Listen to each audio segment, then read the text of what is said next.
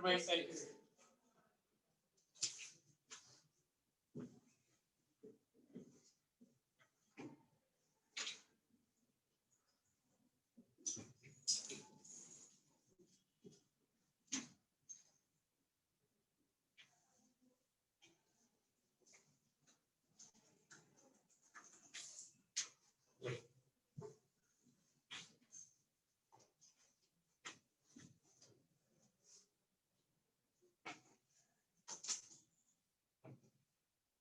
दो स्प्रिंग रखिए एम मास K1 K2 time पे निकालना है पहला स्टेप क्या है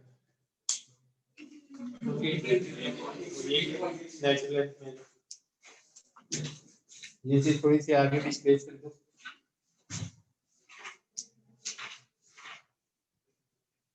कौन कौन फोर्स लगाएगा ऊपर वाली स्प्रिंग एक्स डिस्प्लेसमेंट हो गया ऊपर वाली स्प्रिंग कितना फोर्स लगाएगी K1x नीचे वाली तो रिस फोर्स क्या लग जाएगा K1 plus K2 माइनस का साइन रिस्टोरिंग इसलिए एक्सीलरेशन किसके बराबर आ जाएगा K1 plus K2 m standard equation of acceleration क्या है माइनस ओमेगा किसके बराबर आ गया K1 माइनस आया ना तो टाइम पीरियड किसके बराबर आ गया 2 पाई बाय ओमेगा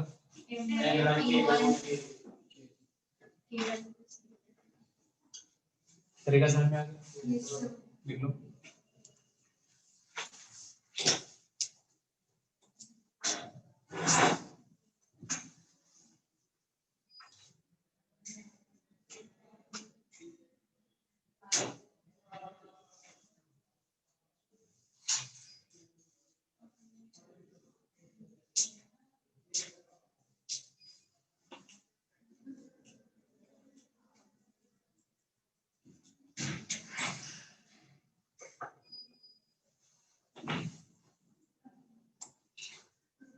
अब ज्यादा बड़ा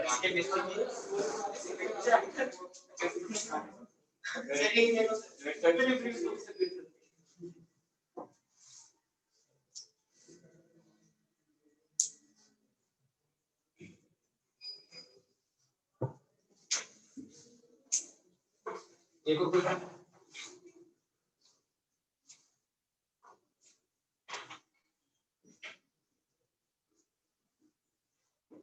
एम मास है K1 स्प्रिंग K2 स्प्रिंग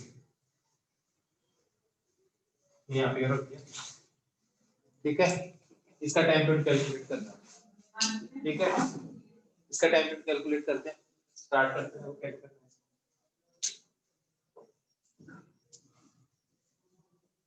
एक से सुनो इसको अगर मैंने यहाँ डिस्प्लेस कर दिया x इसमें कितना डिस्प्लेसमेंट हुआ x1 इसमें क्या हुआ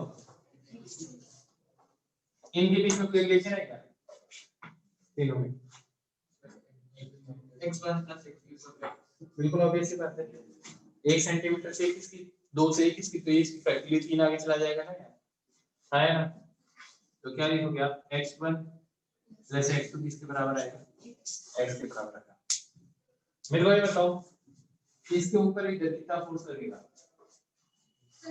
ये बताओ ये उसके साथ जुड़ा हुआ है ये स्प्रिंग उस ब्लॉक पे फोर्स लगा सकती है क्या नहीं लगा सकती फिर कौन सी स्प्रिंग लगा सकती है K2 कितना फोर्स लगाएगी K2x कितना x2 एक्सटेंशन तो इसके ऊपर इधर जो फोर्स लग रहा है वो किसके बराबर है ये इसका रिस्टोरिंग फोर्स है अभी प्रॉब्लम ये है कि मीन पोजीशन से डिस्प्लेसमेंट x है लेकिन ये K2 x2 और ये दोनों अलग अलग है तो मेरे को फोर्स प्रोपोर्शनल टू x चाहिए नहीं कि x2 चाहिए आया ना ये तो रिस्टोरिंग फोर्स है ना कुछ जुगाड़ बैठाएंगे इस पॉइंट पे ये स्प्रिंग इस पे कितना फोर्स लगाएगी K2x2 अरे वाली स्प्रिंग कितना फोर्स लगाएगी K1x2 क्या ये दोनों इक्वल होंगे क्या x आया ना, इसमें उस पे लगा उसमें इस पे लगा है, तो इसका मतलब एक चीज पता चली तुम्हें, k1 x1 should be equal to k2 x2 and that should be equal to f, तो k2 x2 f के बराबर है। इस इक्वेशन से x1 की वैल्यू क्या है, इसको देखो f by k1, x2 को क्या लिख सकते हो f by k2, और ये क्या है x, f कॉमन है, ये क्या है k1 plus k2 upon k1 k2 into x, तो f किसके बराबर आ गया k1 into k2 upon k1 plus k2 into x, restoring force है, माइनस का साइन आ गया। मेरे हिसाब से अब फोर्स कहीं ना कहीं ये जो फोर्स है इस डिस्प्लेसमेंट के टर्म्स में आ गया, हमेशा टारगेट यही है, जो भी रिस्टोरिंग फोर्स है वो किसके टर्म्स में होना चाहिए, उस पार्टिकल के डिस्प्लेसमेंट की फॉर्म में होना चाहिए। फिर आप इसका कोएफिशिएंट देखोगे, मास से डिवाइड कर दोगे एक्सेलरेशन आ जाएगा, स्टैंडर्ड इक्वेशन से कंपेयर करोगे ओमेगा किसके बराबर आ जाएगा,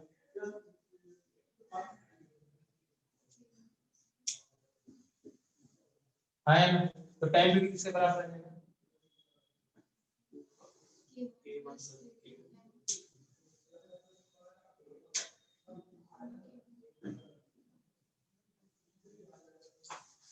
आगे टाइम आने तक आ जाएगा।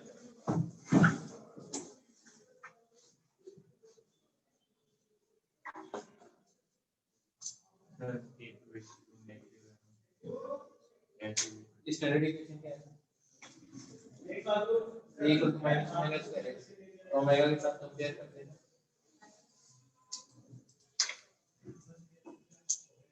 तो मैं ऐसा नहीं लग रहा कि यहाँ पे k इक्विवेलेंट आ रहा है स्ट्रिंग का, इसीलिए जो स्ट्रिंग का k इक्विवेलेंट क्या होता है k1 into k2 पर k1 plus k2, वही तो लिखा है k equivalent m by k equivalent,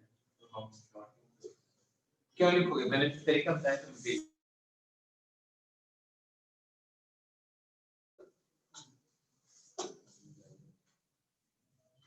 आगे ना टाइम पीरियड में कैसे आता है,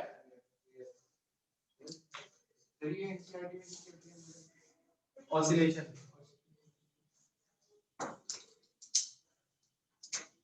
एलसीडी से रीडिंग लगाता हूं, उसमें इतना बढ़िया नहीं लगता, एलसीडी में एसएचएम के नाम से है, ठीक है, तो उसकी रीडिंग लगाता है,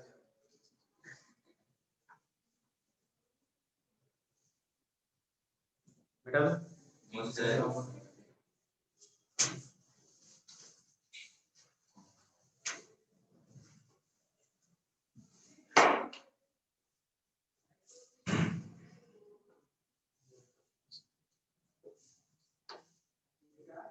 ये बताओ, अगर मास 2 टाइम्स कर दो तो टाइम पीरियड में क्या चेंज आ जाएगा, 2 टाइम्स हो जाएगा टाइम पीरियड, अगर मास को 2 टाइम्स कर देगा तो टाइम पीरियड क्या हो जाएगा, 2 टाइम्स हो जाएगा ना पहले टाइम पीरियड, मास को 4 टाइम्स कर दोगे तो क्या हो जाएगा, 2 टाइम्स हो जाएगा, और मैं कह रहा हूँ कि जो टाइम पीरियड वो 8 टाइम्स हो गया, तो मास कितना हो गया, 64 टाइम्स,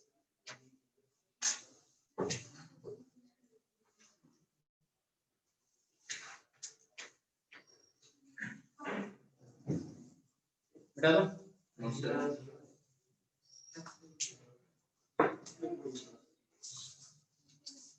एक दो तीन,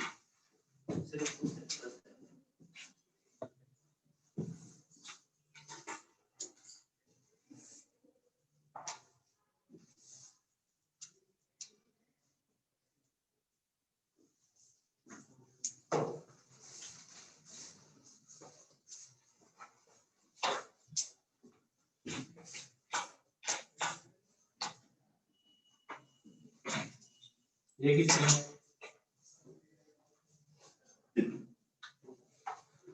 स्प्रिंग कांस्टेंट की है, फिर मैंने इसके ऊपर एक मास मान दिया,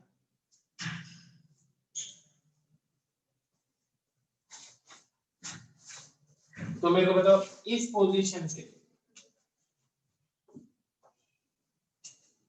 मीन पोजीशन कहाँ की होगी, लेवल 1 की होगी या लेवल 2 की होगी, लेवल 1 पे कभी नहीं हो सकती। क्यों?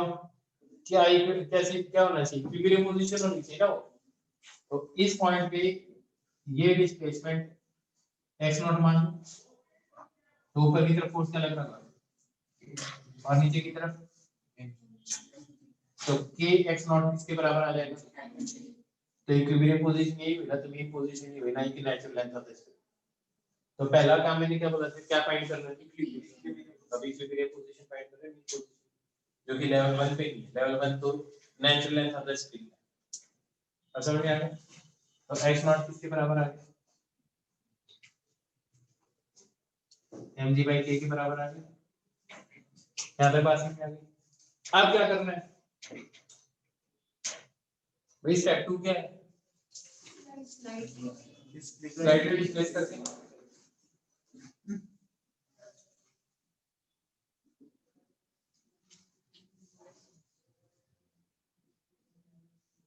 यहाँ से डिस्प्ले करते हैं, मान लो x है ना।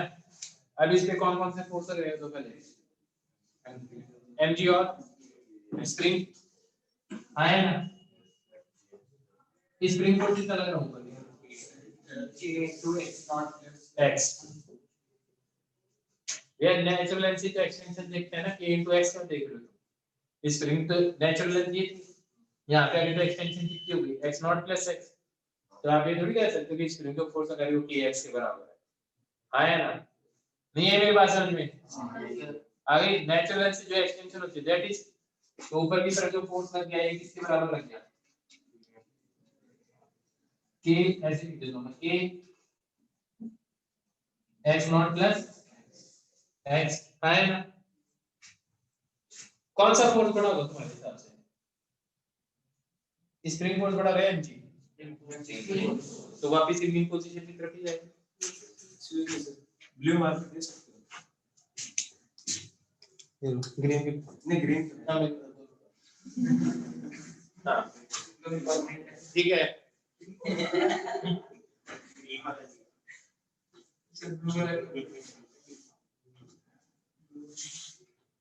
ठीक है, अब सुनो, तो इसका मतलब इस पे नेट फोर्स क्या लग रहा है?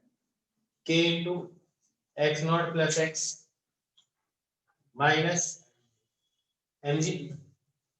ध्यान से देखो क्या आएगा, k into x not, k into x minus mg। तो k इंटू एक्स नॉट और mg गायब हो जाएंगे, क्यों? दोनों इक्वल ही है। या भाई यहाँ पे तो दिया है क्या, k not x not equal to, तो इसके जगह mg तो plus mg minus mg cancel कर देंगे, हाँ है ना। तो f किसके बराबर आ गया? हाँ है ना। रिस्टोरिंग फोर्स है, तो सामने क्या लगा दोगे? मास से डिवाइड कर दोगे, क्या आ जाएगा? स्टैंडर्ड इक्वेशन से कंपेयर कर दोगे, टाइम पीरियड क्या आ जाएगा? 2 पाई अंडर रूट m/, बिल्कुल 2 पाई अंडर रूट m/t। ये तो ग्रेविटी का भी फर्क पड़ेगा। It means spring inserts gravity, हाँ है ना। स्प्रिंग इंसर्ट्स ग्रेविटी, स्प्रिंग कहते हैं मेरे को ग्रेविटी से कोई फर्क नहीं पड़ता, मेरा टाइम से सेम ही रहता है। क्या बात समझ में आई है?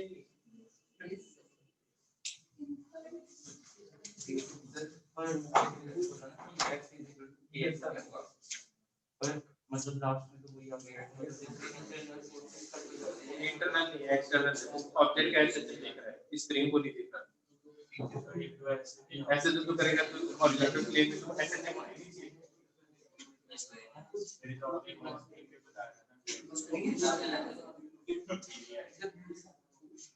हाँ भाई फटाफट लिखो, टाइम नहीं है तुम्हारे पास, मेरे पास बहुत टाइम है। प्रॉब्लम ये है कि तुम्हें नहीं पता कि तुम्हारे पास टाइम नहीं है, लेकिन आपको पता है, मेरे को पता है तुम्हारे पास टाइम नहीं है। क्योंकि जैसे एग्जाम आएंगे ना तुम दौड़ोगे इधर उधर, तो बेटर है जैसी तैयारी लास्ट मोमेंट पे करते हैं ना वैसी तैयारी आज शुरू कर ले, ताकि एग्जाम का टाइम हो वो अच्छी तरह से निकल जाए हमारे।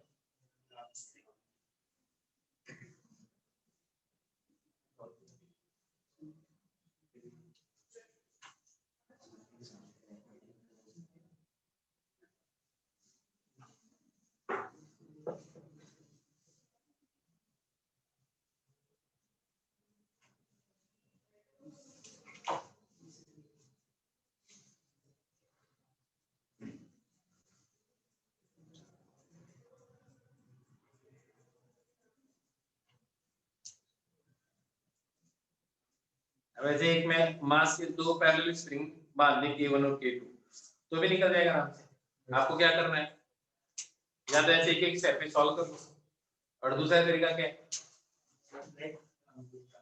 इक्विवेलेंट स्प्रिंग कांस्टेंट निकालो और भूल जाओ कि ग्रेविटी कोई काम करती है टाइम पीरियड निकालने में, हाँ है ना।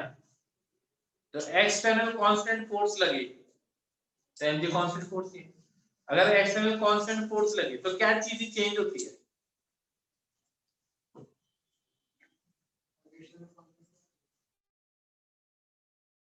मास सिस्टम है उस पे कोई एक्सटर्नल फोर्स लगे कांस्टेंट तो क्या चीज चेंज हो जाती है, मीन पोजीशन, क्या चीज चेंज नहीं हो रही, टाइम पीरियड।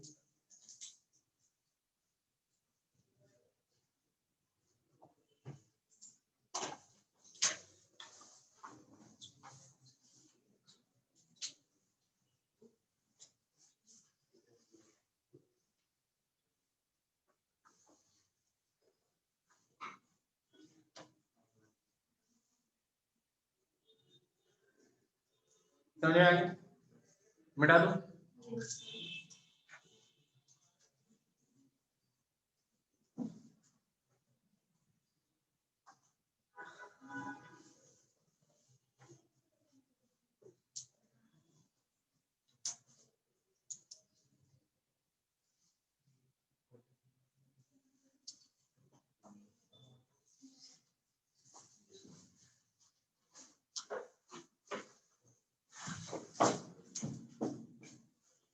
मिटा रहा हूं।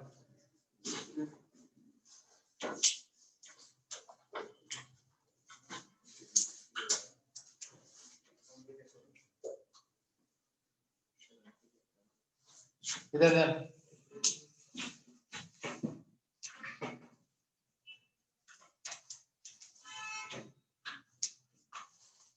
दोनों ने नेचुरल में दी स्प्रिंग, एक एम मास को बांध दिया K1 और K2 एम मास, टाइम पीरियड निकाल लें इसका।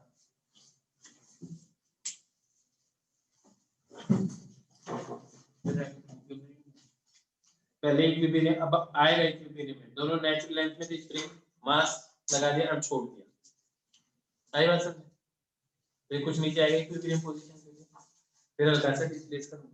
तो एक चीज तो तुम पहले ही समझते हो कि एनर्जी का कोई फर्क नहीं पड़ता तो सॉल्व भी क्या करें, हाँ है ना, स्प्रिंग इंसर्ट्स ग्रेविटी बताई दिया तुमने। तो इक्विवेलेंट स्प्रिंग कांस्टेंट क्या है इसका, K1 plus K2 करवाया है, है ना, दोनों पैरेलल में ही है ना। तो टाइम पीरियड क्या आएगा, 2 pi under root K1 plus K2 एकदम सिंपल है ना। अब बताना टाइम पीरियड क्या आएगा,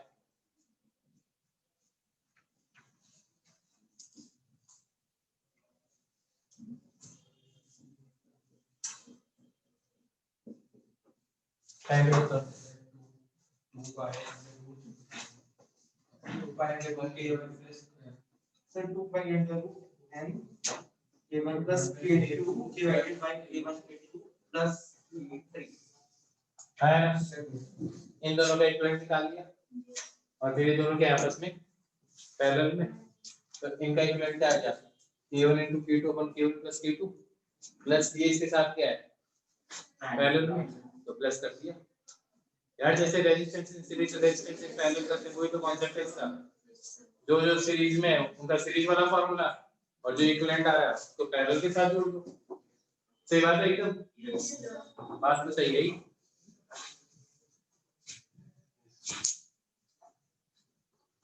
बिठा दो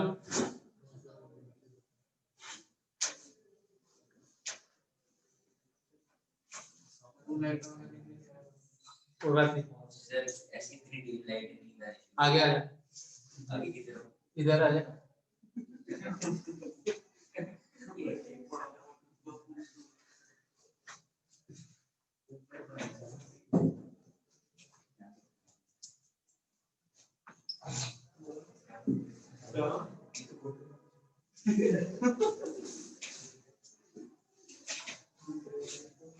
हाँ सुनो,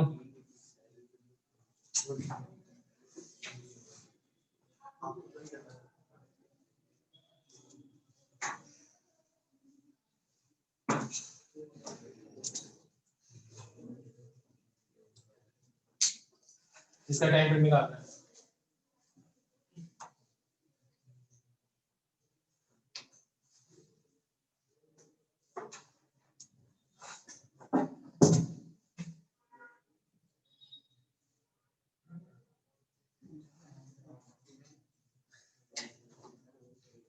ये सॉल्व करने के लिए क्या है, फटाफट सॉल्व करो। नॉर्मल खुद का टाइम वेस्ट मत कर, 1 सेकंड नहीं, तेरे को कितना टाइम है जितना और को मिल रहा है।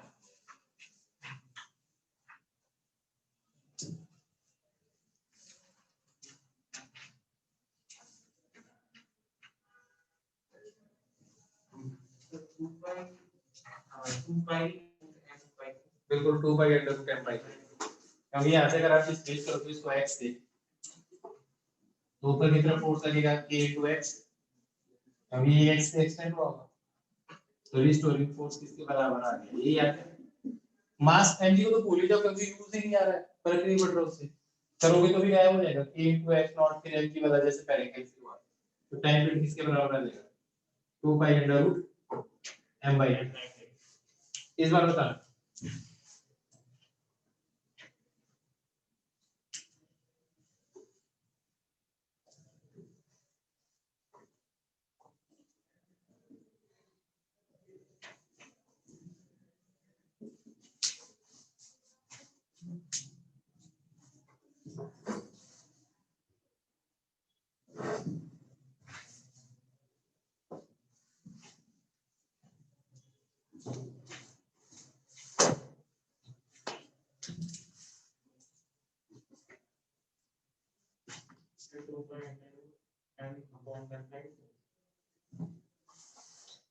m upon 1 by k, तो फिर m into k ही हो गया, तेरा तो डायमेंशनली करेक्ट है।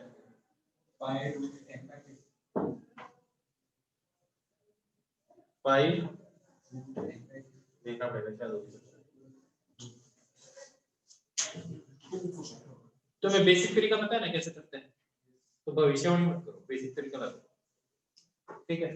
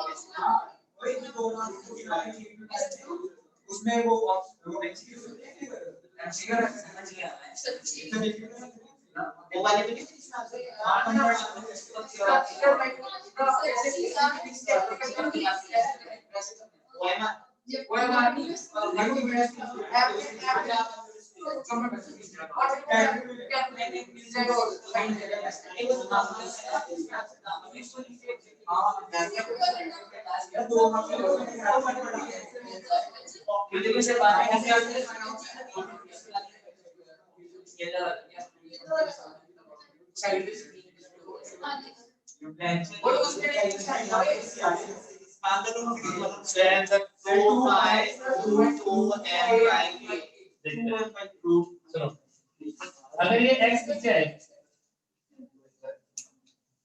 तो इसमें t टेंशन ऊपर लगी होगी। ये x नीचे है तो इसमें कितना एक्सटेंशन होगा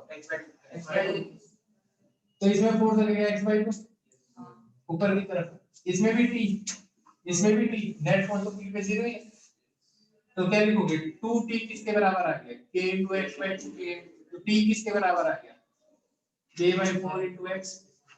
और क्योंकि अब तुम्हारे पास ये रिस्टोरिंग फोर्स इस x के टर्म्स में आया ना तो मास से डिवाइड करते इसको क्या आ जाएगा acceleration restoring force and minus का साइन। तो tan 20 किसके बराबर आ गया 2 pi under 4 m by k, that is 4 pi under m by k। क्या लॉजिक समझ में आया? क्या लॉजिक समझ में आया? एक ही फंडा है, बार-बार वही रिपीट कर रहा हूं मैं। पूरे सिस्टम को सिस्टम मान ले यार, नहीं मान सकते यार। तो एसएचएम किसका देख रहा है? स्प्रिंग को थोड़ी देख रहा है। नहीं मतलब पूरी चीज के नीचे बना। अरे भाई तो इसी को मानेगा ना, एसएचएम तो यही कर रहा है। एक और क्वेश्चन। अब कुछ दिमाग चमका तुम्हारा? Yes sir. यार x/2 क्या होगा? अगर ये x नीचे आएगा तो ये कितना नीचे आया होगा? x/2, तभी तो ये आएगा नीचे। कंस्टेंट क्वेश्चन में करवाया इसकी वेलोसिटी विद इसकी वेलोसिटी क्या होगा?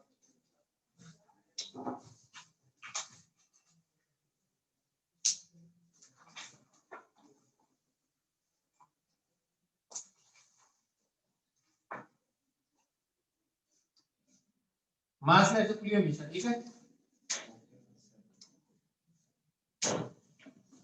अब टाइम निकालो इसका।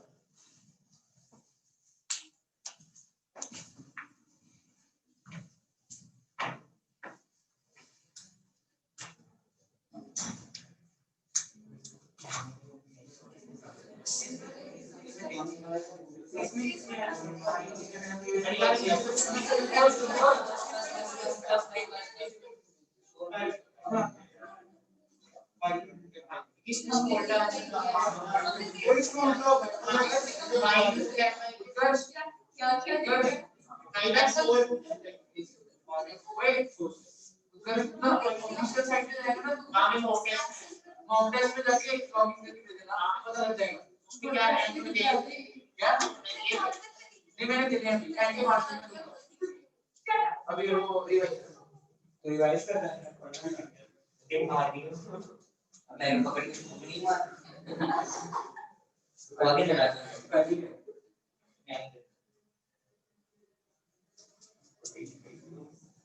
और प्रीवियस सॉल्व करना ओए ऐसा भाई साइड पे प्रीवियस ले लेते हो ना। हां साइड पे ना प्रीवियस हां इसमें देखो ना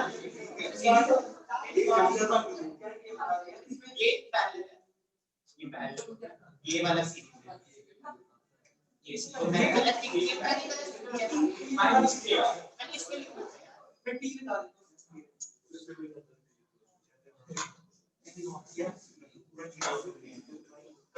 क्या है 2 पाई अंडर होगा या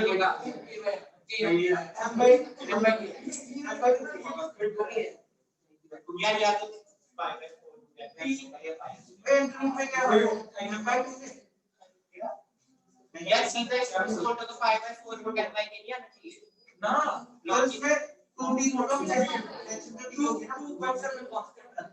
हां तो वो उसमें ऊपर बोला उसमें प्रो को नीचे कर दे वहां जाके देखा लिख के बता मतलब जो मैंने पिछला ये वाला इसका बस के बनेगा आज ठीक है बार वाला वो देखा उसमें इसमें चेंजेस करके होंगे तो 2d का सिर्फ t होगा x को नीचे आना है क्या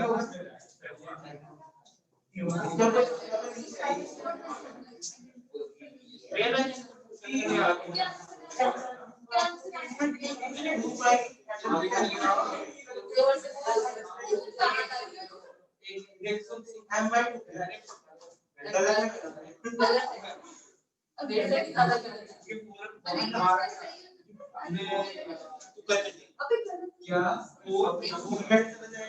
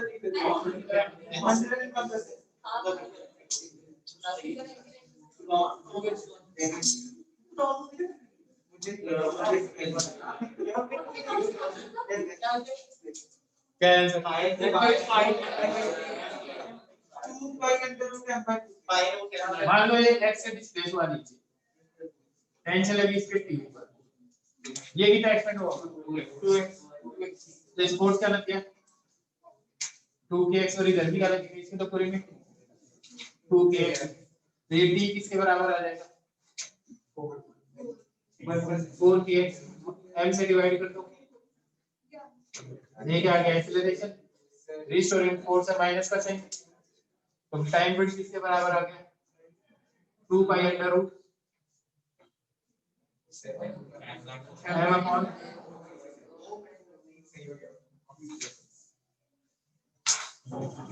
ये लॉजिक समझ में आ गया, ये लॉजिक समझ में आ गया, अब थोड़ा आइडिया लगने लग गया क्या है हमने चल x बाय 2 से कैंसिल कर गए, ये x नीचे आएगा तो 2x से एक्सटेंड होना चाहिए, तो फिर से तू गड़बड़ कर रहा है, इसको करेगा वो x को तो फिर तेरे को फोर्स भी तो प्रोपोर्शनल टू 2x लेना पड़ेगा, यहाँ जो डिस्प्लेसमेंट है तेरे को तो उसके प्रोपोर्शनल करना है, और क्या एक और क्वेश्चन आता है वीडियो कैमरा कर, एक और क्वेश्चन थोड़े नेक्स्ट लेवल का,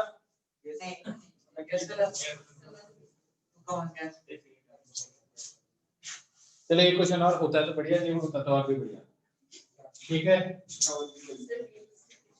रियलिस्टिक ही चलो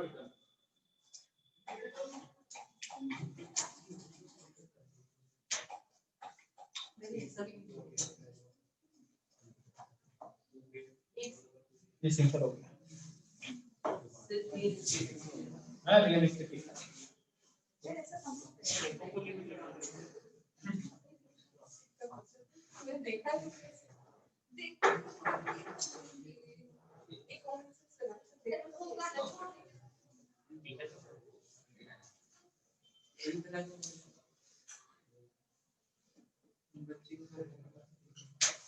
टाइम पर कैलकुलेट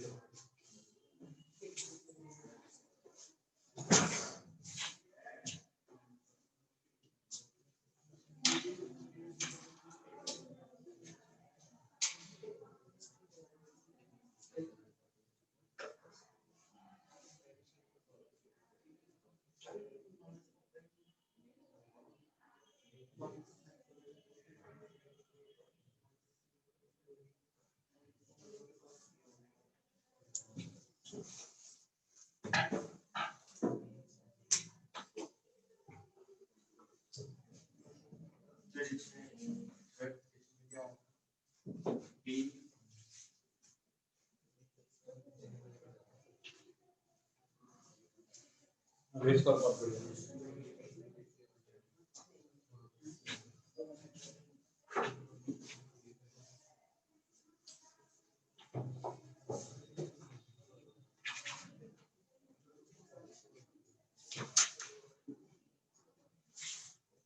देखो मैं बता रहा हूँ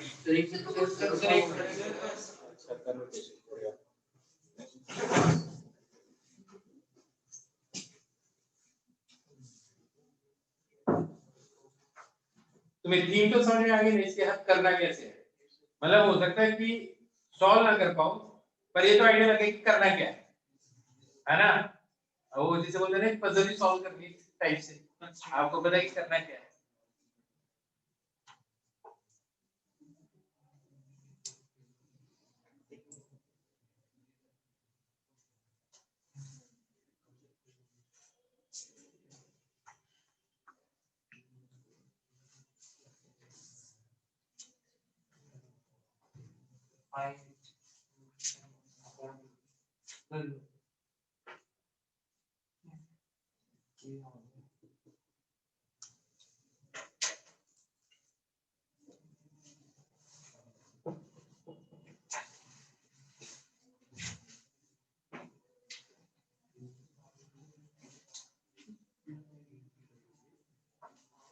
इधर जा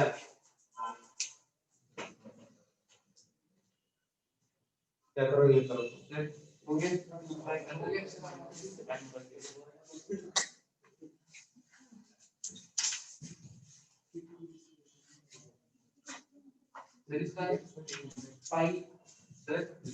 बोलता है मैं सुन रहा हूँ तो गलत जब k1 और k2 तो k का आंसर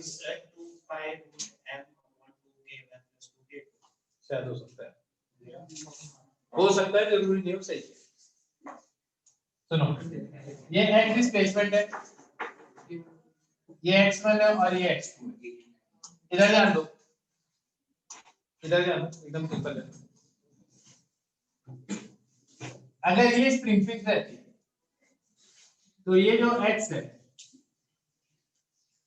ये स्प्रिंग फिक्स रहती तो ये x है वो किसके बराबर होता x2 का 2 टाइम्स कर देते तो 2 टाइम्स x2 के बराबर x होता अगर ये फिक्स रहती तो ये x नीचे आता तो ये किसके बराबर होता है x के बराबर ही होता है आया ना तो अगर ये भी कुछ है और ये भी कुछ है तो मेरे हिसाब से x नीचे क्यों नीचे ये तय नीचे आएगा भाई 1 मीटर तो ये एक्सटेंड हो गया तो उसके नीचे 2 मीटर ये हो गया तो इसके करीब 4 मीटर और नीचे टोटल 5 मीटर हो जाएगा अभी भी नहीं बस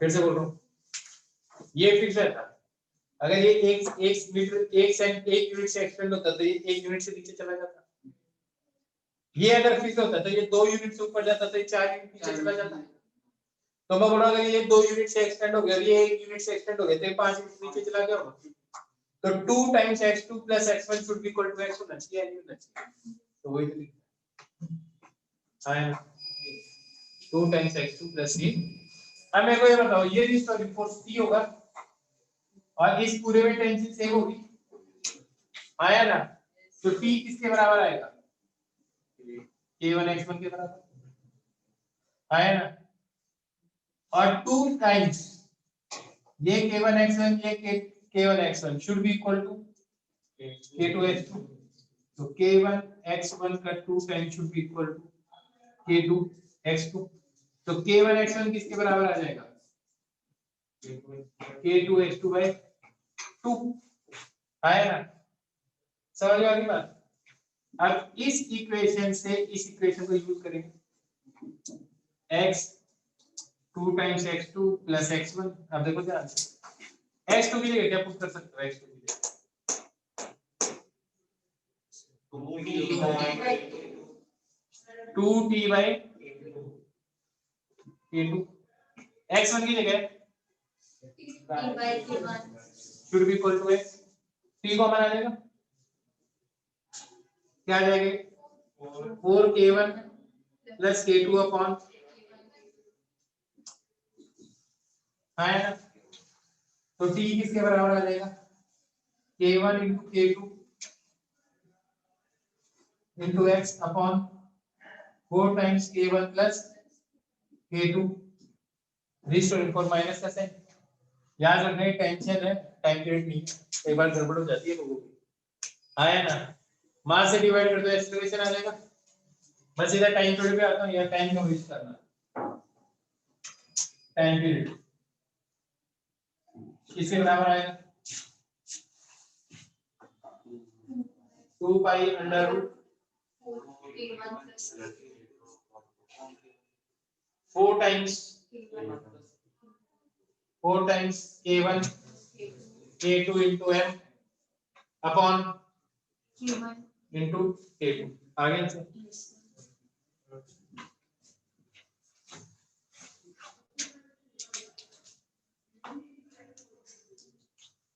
खतरनाक सर इसमें पहले हमें टेंशन डिस्टेंस के टर्म्स में निकाल सकते तो अभी तक क्या समझा है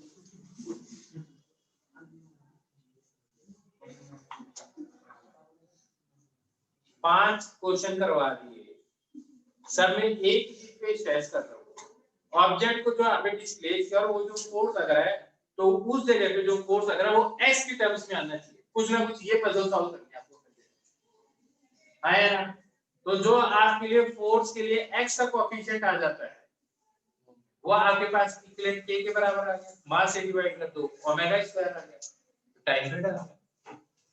अभी भी नहीं बात आई है, नहीं आने दे तो बढ़िया बात नहीं।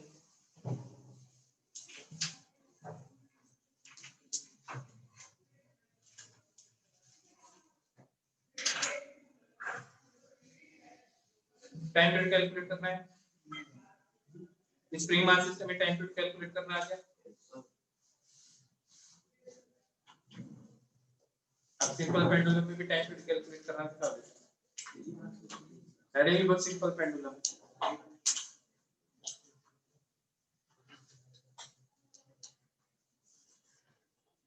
Simple pendulum.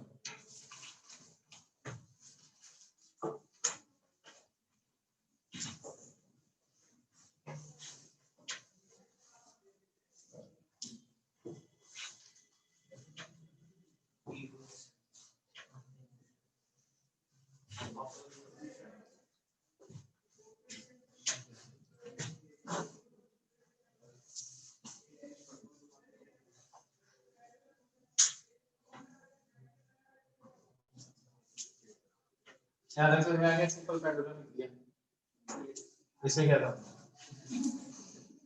अब हमें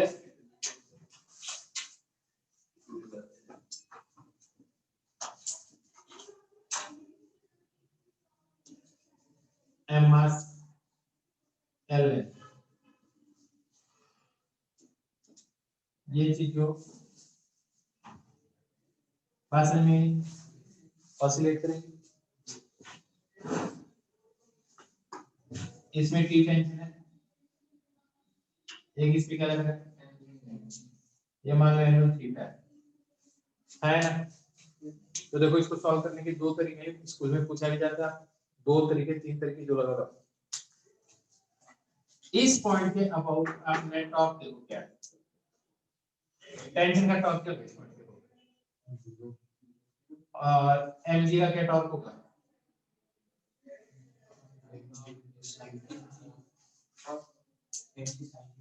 mg आर्म लेंथ क्या है l sin थीटा, तो टॉर्क किसके बराबर आ गया, mg l sin थीटा है ना। इस एक्सिस के अबाउट टॉर्क किसके बराबर होता है, ये तो पता ही है सबको, टॉर्क इक्वल टू आई।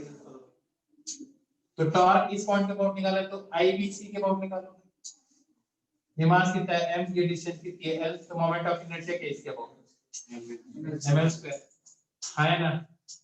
तो टॉर्क किसके बराबर आ गया, ml स्क्वायर इनटू अल्फा, हां है ना। और टॉर्क किसके बराबर है, mgl sin theta should be equal to ml square into alpha. इसके ऊपर जो टॉर्क लग रहा है वो रीस्टोरिंग लग रहा है या नॉन रीस्टोरिंग, इस एमजी का एक कंपोनेंट इधर ले लो, ये इसको दलाने की कोशिश कर रहा है, इधर चला जाएगा तो एमजी का एक कंपोनेंट इधर, तो फिर से इसको दलाने की कोशिश करेगा। हां यार, तो रीस्टोरिंग टॉर्क है, जैसे F इक्वल टू m होता है वैसे torque equal to I alpha होता है। तो अब एक चीज सोचो, आप क्या करोगे, अल्फा किसके बराबर आ जाएगा आपके पास, क्या आ जाएगा इनटू sin थीटा, और रीस्टोरिंग है तो माइनस साइन। अब ये बिल्कुल वैसे ही है, a equal to minus omega square x, और यहाँ पे अल्फा है, लेकिन ये थीटा नहीं आ रहा है, ये sin थीटा है। तो एक बात कहता हूं, अगर ये एंगल लार्ज है ना तो ये ऑसिलेटरी मोशन है SHM, लेकिन अगर थीटा हो जाए स्मॉल तो sin थीटा किसके बराबर हो जाता है, थीटा के बराबर है। If theta is small then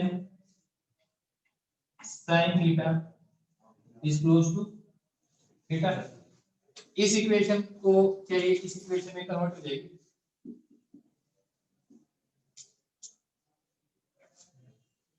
है ना। सिर्फ कब थीटा क्या हो, स्मॉल हो जाए,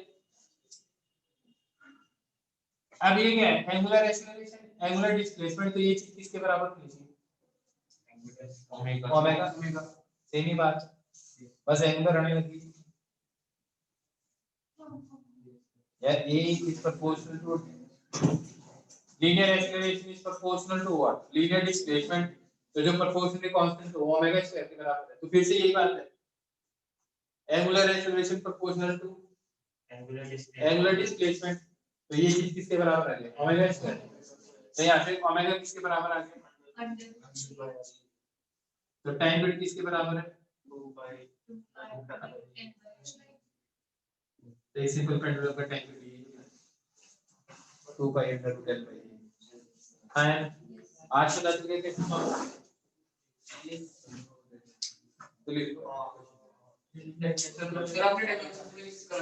बिल्कुल करवाया था, मैंने बताया था, सब बताएंगे आगे आएगा।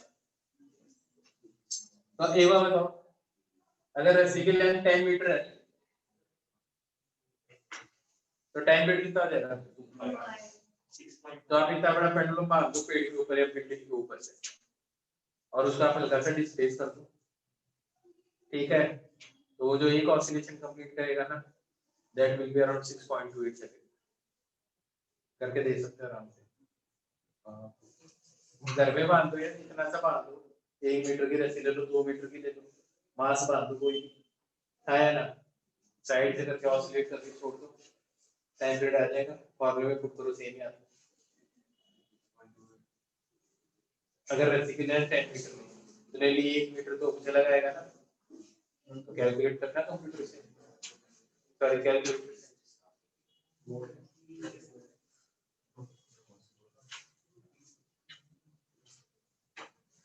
ये पहला तरीका समझ में आ गया, पहला तरीका समझ में आ गया, यस सर।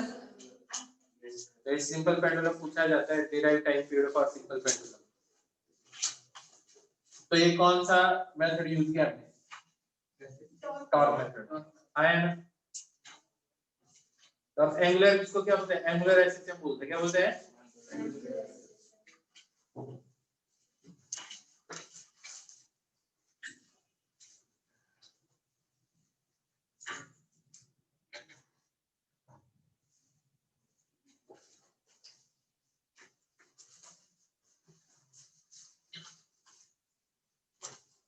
मास को 2 टाइम्स कर दो तो टाइम पीरियड में क्या फर्क पड़ेगा, कुछ नहीं, तो आप छोटा सा पत्थर बांधो या आपने करके टाइम पीरियड में कोई अंतर नहीं है उस पेंडुलम, एक ही कुछ अलग बात है स्प्रिंग मास सिस्टम से।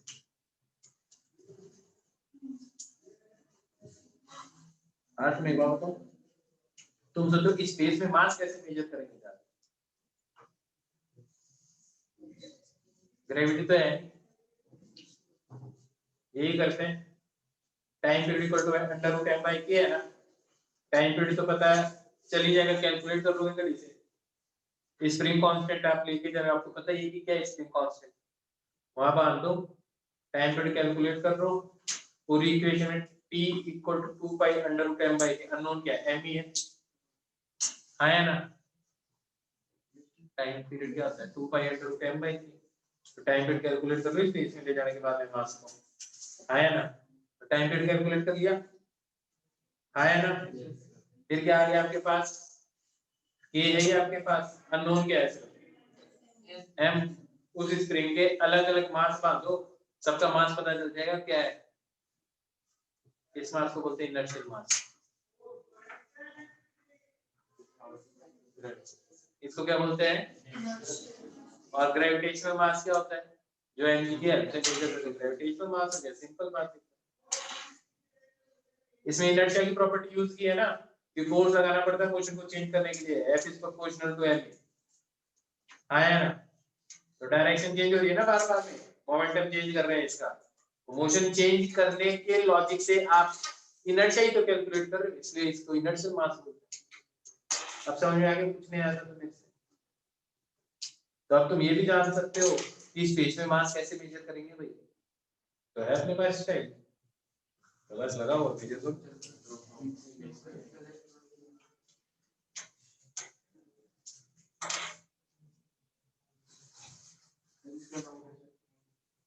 तो तो करते सॉल्व।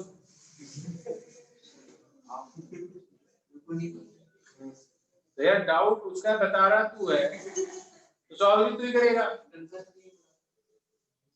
और तू नहीं डरता है? बता दे। मैं ये पूछ रहा, तू नहीं डरता, वो डरता है, तो फिर तू क्यों बोल रहा है तू भी डरता है?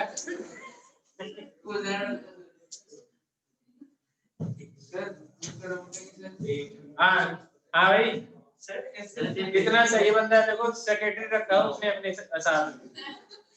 हाँ बोल बोल गया, अभी तो बोल ही रहा था तू। सही है यार, तू पैसे भी नहीं देता, बस डर का बहाना बना रखा और लगा दिया तूने अपने काम पे इसको। ऐसे ही चाहिए, फ्री का तो कैसे भी चले, फ्री का तो जहर खा जाते लोग, क्या बात कर रहे हैं। हाँ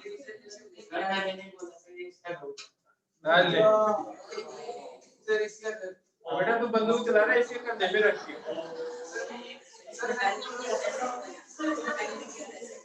मेरी का समझ का खुद की खा ले। क्या सही बात है, उसको पता ही नहीं मेरा डाउट क्या है, तेरे को पता इसका डाउट क्या है। तो तेरा तो डाउट नहीं है ना, तो तू क्या टेंशन ले रहा है, फ्री रह तू।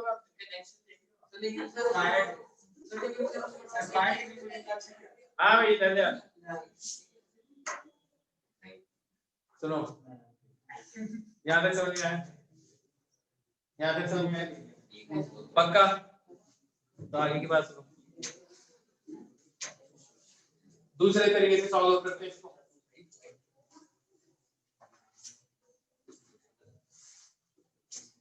इसी चीज को फिर से एक और तरीके से सॉल्व करते हैं, रीस्टोरिंग फोर्स के कॉन्सेप्ट। बात नहीं बिल्कुल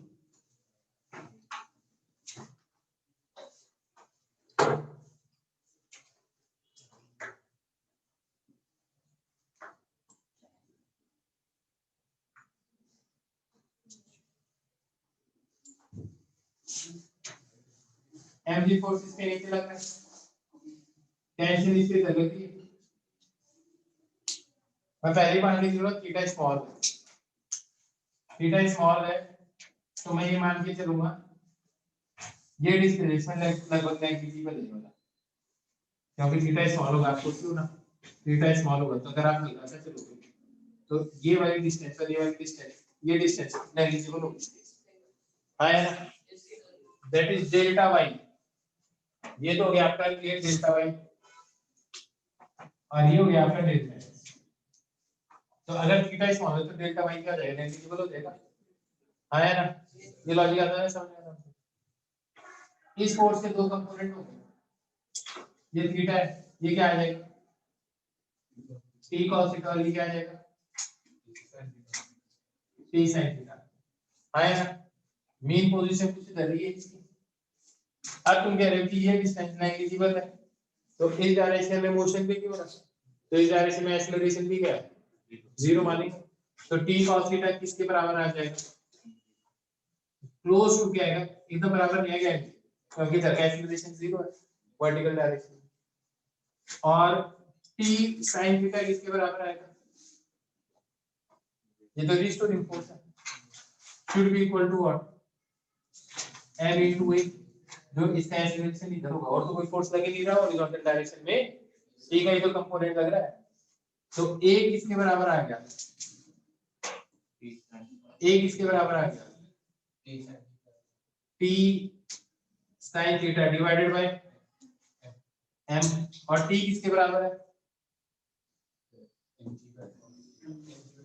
mg बाय a आ गया, m से m गायब हो जाएगा, तो ये कितना आ जाएगा g tan थीटा आ जाएगा। हाँ है ना, एक चीज में ध्यान, थीटा स्मॉल होता है तो tan थीटा किसके बराबर होता है, थीटा के बराबर ही होता है, थीटा स्मॉल, और ये तो मान के चल रहा हूं, तो ये आ जाएगा a इक्वल टू g, और रीस्टोरिंग है माइनस g थीटा, थीटा किसके बराबर होता है आर्क अपॉन रेडियस, अब ये जो आर्क लेंथ है लगभग डेल्टा x के बराबर ही है, तो डेल्टा एक्स किसके बराबर आ गया, या मैं सीखा थीटा इक्वल टू आर क्या है, डेल्टा एक्स अपॉन एल। तो थीटा को क्या लिख सकते हो तुम, अरे भाई थीटा को क्या लिख सकते हो, delta x upon L. Mean position से डिस्प्लेसमेंट एक्स है, और जो इधर एक्सीलरेशन लग रहा है a इज प्रोपोर्शनल टू, तो ये किसके बराबर आ गया, ओमेगा ओमेगा स्क्वायर। तो tan पीरियड किसके बराबर आ गया, मेरे हिसाब से ये रीस्टोरिंग फोर्स है।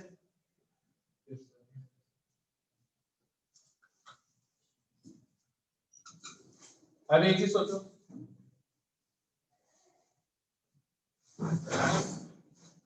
थीटा स्मॉल होता है तो cos थीटा लगभग किसके बराबर होता है, थीटा, सब कुछ थीटा के बराबर। तो t will be close to, exactly close to mg when theta is small। आया ना, अब मेरी ध्यान से बात समझना, मैं ये तुम्हें बताने वाला हूँ कि इसमें मास का कोई रोल नहीं है टाइम पीरियड में। एक चीज सोचो, तुमने मास 2 टाइम्स कर दिया, मास 2 टाइम्स कर दिया, टेंशन भी क्या होगी, इस टेंशन का एक कंपोनेंट इधर है, तो ये कंपोनेंट भी क्या हो गया, और मास भी क्या हो गया। तो एक्सीलरेशन में क्या चेंज है, कोई चेंज नहीं आया एक्सीलरेशन। तो जब कोई एक्सीलरेशन में चेंज ही नहीं आया, तो इधर से इधर जाने में और इधर से इधर जाने में स्पीड में कोई चेंज ही नहीं आया, तो टाइम पीरियड क्या रहना चाहिए, सेम ही रहना चाहिए। इसका मतलब आप जैसे ही मास बढ़ा देते हो इस केस में, तो tension 2 times, restoring force 2 times, तो एक्सीलरेशन रह गया सेम, तो टाइम पीरियड रह गया सेम। इससे ये फील आती है कि सिंपल पेंडुलम में time period should be independent of mass. नहीं है बस, नहीं है बस, पक्का दोनों मेथड समझ में आ गए।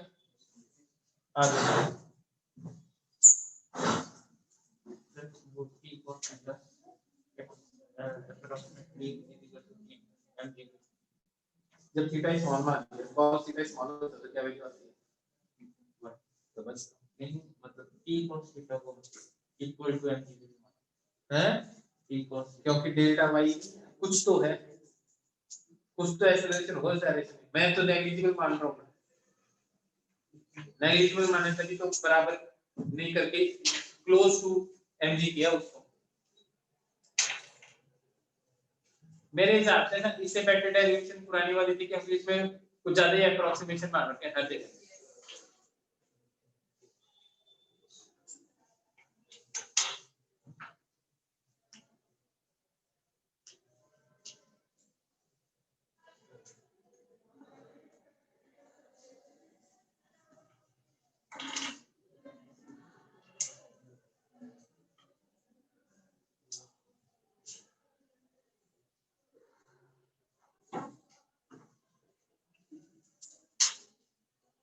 सिंपल पेंडुलम आ गया ना समझ में।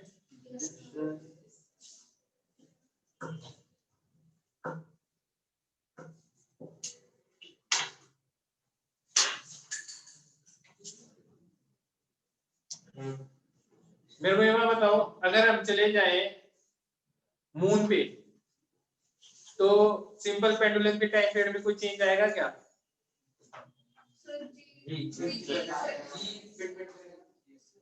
तो क्या बढ़ेगा या घटेगा,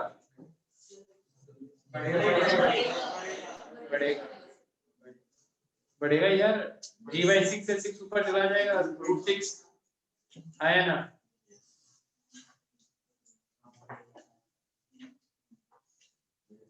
टू पॉइंट समथिंग हो जाएगा, लगभग 2.3 है ना, लगभग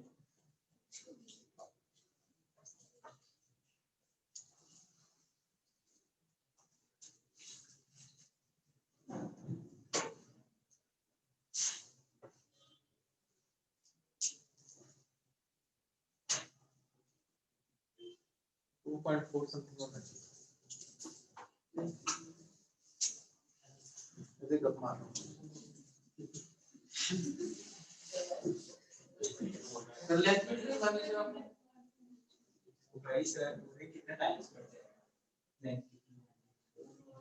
अच्छा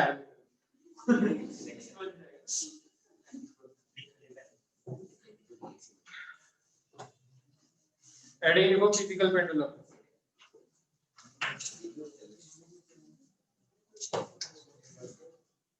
फिजिकल पेंडुलम,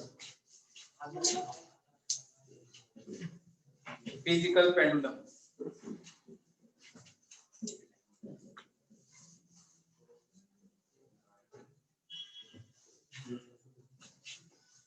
आज मैंने ना जो तुम्हें सिखाया है वो शायद सारा का सारा टाइप, लेकिन इक्वेशन से ज्यादा यूज करना नहीं सिखाया मैंने आज तक। x equal to a sin omega, तो उसको कहाँ यूज किया? आज तो हमने हर केस का टाइम पीरियड कैलकुलेट किया, क्योंकि इसी टाइप के क्वेश्चंस आते हैं। अगले लेक्चर के अंदर मैं है इक्वेशन को कैसे यूज करना वो सिखाऊंगा, ठीक है? जैसे फेज कांस्टेंट क्या है, फेज क्या है, वो सारी चीजें आज नहीं। फिजिकल पेंडुलम के अगर मान लो आपके पास एक ऐसे कोई ऑब्जेक्ट है, आपने इस पॉइंट पर इसको खींच रहे और इसका सेंटर मास यहाँ पे है। अगर आप इसको ये थोड़ा स्प्लिट करके छोड़ दो तो ऐसे करेगा। अगर मैं सिंपल बात करूं कि एक स्केल है, उसको इस पॉइंट के अबाउट खींच करके और यहाँ से अगर आपने इसको थोड़ा सा ही डिस्प्लेस करके छोड़ दिया तो ये कुछ ऐसे होगा, आया ना? तो ये भी ऐसे होगा। तो ये एक ऑब्जेक्ट है, फिजिकल ऑब्जेक्ट है, आया ना? इसीलिए हम क्या बोलते हैं इसको फिजिकल पेंडुलम बोलते हैं। क्या बोलते हैं इसको? फिजिकल पेंडुलम बोलते हैं। अब इसको सॉल्व करने का तरीका देखो। ये पॉइंट ऑफ हिंज पॉइंट और सेंटर ऑफ मास के बीच की डिस्टेंस मान लो L है, L सेंटर ऑफ मास। ये डिस्टेंस किस किस के बीच में? P पॉइंट के अबाउट मान लो ये हिंज है, आया ना? तो इसके ऊपर इधर क्या लगेगा? mg। मैं ये मान के चलता हूं कि ये एंगल थीटा है, तो ये एंगल भी क्या होगा? थीटा। इस फोर्स के दो कंपोनेंट होंगे, एक तो ये हो जाएगा जिससे आप क्या बोलोगे mg cos थीटा, और ये क्या हो जाएगा mg। तो इस पे रीस्टोरिंग टॉर्क लगेगा, वापस वो छोड़ दो यहाँ पे मेन पोजीशन। तो रीस्टोरिंग टॉर्क किसके बराबर आ जाएगा? Minus mg sin theta into L, ये वाली डिस्टेंस। इस कौन से पॉइंट के अबाउट टॉर्क कैलकुलेट कर रहा हूं? जिस पॉइंट के अबाउट T है, तो should be equal to L centre of mass, आया ना? रीस्टोरिंग माइनस का साइन आएगा। इसको डिवाइड कर दो किससे? इस पॉइंट के अबाउट मोमेंट ऑफ इनर्शिया, तो क्या आ जाएगा आपके पास? Moment of inertia about point पे, तो ये क्या आ जाएगा? अल्फा। तो ये क्या आ जाएगा? Minus mg L centre of mass upon ip, और ये क्या आ जाएगा? sin theta. थीटा स्मॉल रखना पड़ेगा, तो ये लगभग क्या आ जाएगा? थीटा आ जाएगा, आया ना? स्टैंडर्ड इक्वेशन के साथ कंपेयर करो, ये क्या चीज है? Omega square. तो टाइम पीरियड किसके बराबर आ जाएगा? 2 pi under root ip upon mgl centre of mass. ये लॉजिक समझ में आ गया? एकदम इसी बेसिस पे मैं एक क्वेश्चन कर देता हूँ, फटाफट सॉल्व हो जाएगा, है ना? एक बार मैं सॉल्व कर देता हूँ, फिर लिख लो इसको एक बार। मास m है, लेंथ l है, ये डिस्टेंस कितनी है? सेंटर ऑफ मास कितनी दूर आएगा इसका? अगर ये एंगल थीटा मान ले तो टॉर्क क्या आएगा इसके? m into g sin theta into L/2। इसमें किसी को कोई डाउट है? बिल्कुल ऐसे ही कंपोनेंट ये mg के लिए जाता है, एक mg cos theta, mg sin theta. Logic आ गया सर? डिवाइडेड बाय i, इस पॉइंट के अबाउट p पॉइंट के अबाउट इसका मोमेंट ऑफ इनर्शिया क्या है? यार ऑर्डर करते हैं 1/3 ml स्क्वायर, 1/3 ml स्क्वायर, आया ना? मोमेंट ऑफ इनर्शिया ही तो है। ये क्या आ जाएगा? अल्फा। m से m गया, ये क्या से ये क्या गया, तो अल्फा किसके बराबर आ जाएगा? माइनस 3g बाय 2l, और थीटा को स्मॉल कर तो ये आ जाएगा। ये क्या चीज आ गई? तो टाइम पीरियड किसके बराबर आ जाएगा? 2 पाई अंडर रूट 3g। क्या लॉजिक समझ में आ गया? एक क्वेश्चन और कर देते हैं। मान लो एक डिस्क है, सॉलिड डिस्क, इस पॉइंट का अबाउट खींच दे, m मास r रेडियस, p पॉइंट के अबाउट, हल्का सा डिस्प्लेस कर दोगे mg इधर, ये थीटा इधर, एक ही लाइन में कर दोगे तो तुम सॉल्व। टॉर्क बताओ क्या आएगा, mg sin theta into r, ये यहाँ से सेंटर की दूरी r, ये क्या करेगा divided by moment of inertia क्या है इस पॉइंट के अबाउट, अभी तो रोटेशन किया है 3/2 mr स्क्वायर, इसके about mr square half mr square plus mr square 3/2 mr square, 3/2 mr square, m से m का एक r से एक r का, तो अल्फा किसके बराबर आ जाएगा -2g बाय 3r, और साथ में क्या आ जाएगा थीटा को सॉल्व कर दो। तो बताओ टाइम पीरियड किसके बराबर आएगा,